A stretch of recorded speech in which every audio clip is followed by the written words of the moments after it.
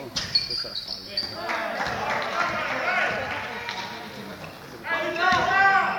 Stanno bollendo lì davanti al muro.